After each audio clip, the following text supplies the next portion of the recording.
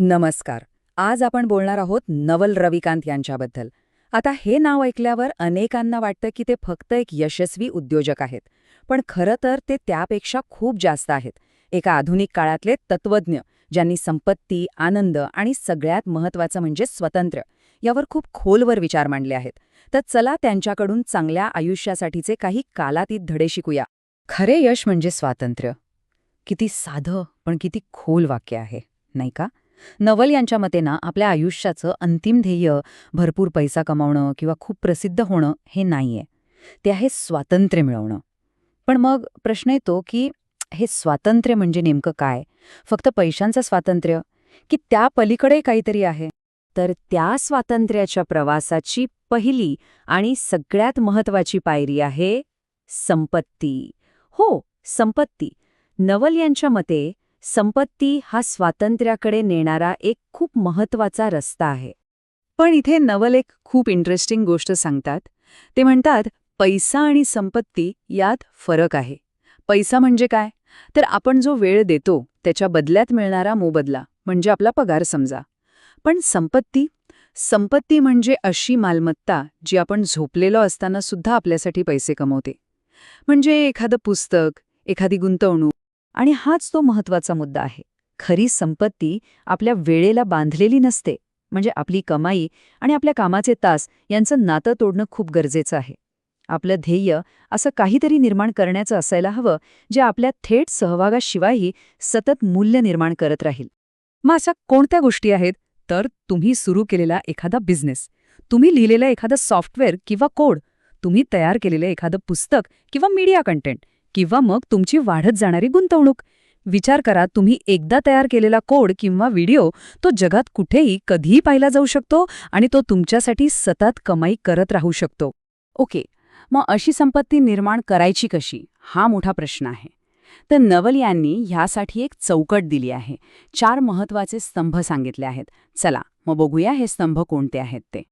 पहिला स्तंभ आहे विशिष्ट ज्ञान. आता हे काही शाळेत शिकवलेलं ज्ञान नाहीये. हे म्हणजे तुमची अशी एखादी आवड किंवा कौशल्य जे करायला तुम्हाला खूप मजा येते. म्हणजे खेळल्यासारखं वाटतं, पण इतरांसाठी ते एक अवघड काम असतं. आणि महत्त्वाचं म्हणजे हे असं काहीतरी आहे जे कोणीही सहज कॉपी करू शकत नाही. दुसरा स्तंभ आहे लेव्हरेज. लेव्हरेज म्हणजे काय?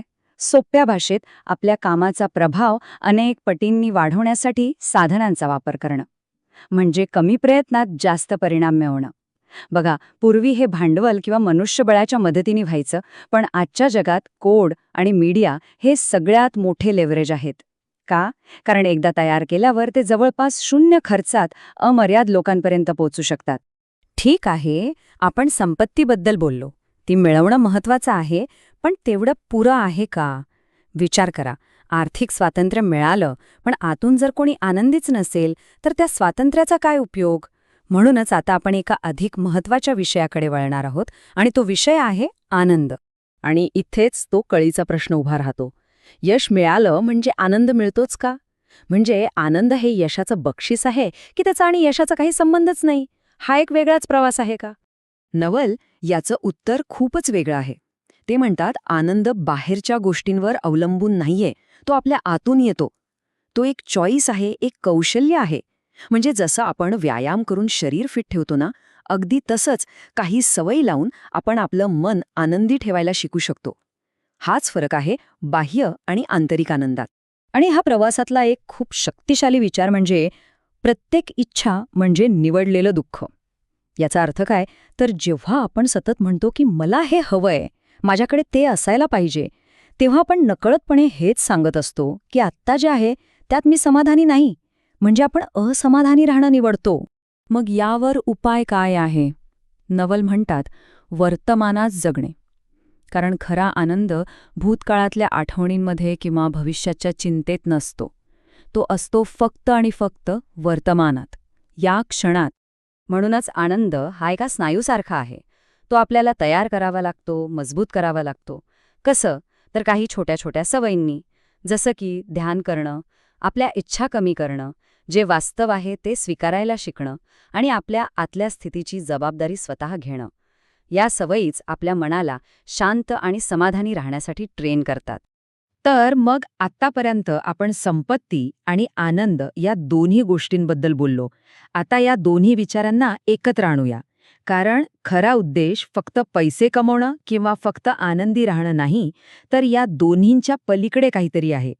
आणि हे सगळं आपल्याला एका शेवटच्या आणि महत्त्वाच्या प्रश्नावर आणून ठेवतं.